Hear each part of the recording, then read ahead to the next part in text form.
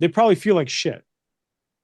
And we know through copious amounts of studies that have been done on this and human behavior that people react poorly to that, number one, but that their results go down on whatever the next thing is they have to do.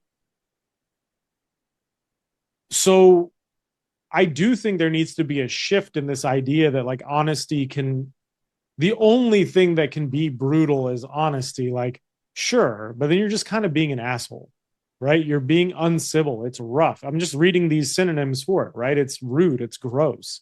Like, do you feel good, Kyle? Like, think back to when you were a young coach and you delivered a brutally honest message to your team. Did it make you feel good to do that? I'm sure it did in the moment. Sure. In the And I, moment, yeah. But and then that, we would turn right around and say, what? That this generation can't, yeah, they're they're the soft. microwave generation, right? Yeah. They want instant gratification. But by being brutally honest, isn't that what you're seeking is instant gratification? hmm You're trying to immediately manipulate a behavior. Sure.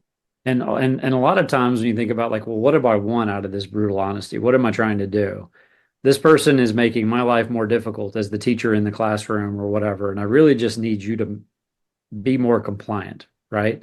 So it's not about changing or working on the values of who this person is as a human being. Are they really falling in line with the standards of our program or working their way up to the line or whatever analogy you want to use?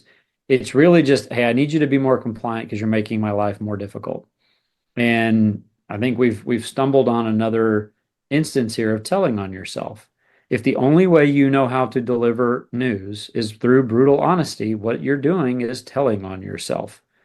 And what you're saying is, I don't have the tact to come up with another way to do this.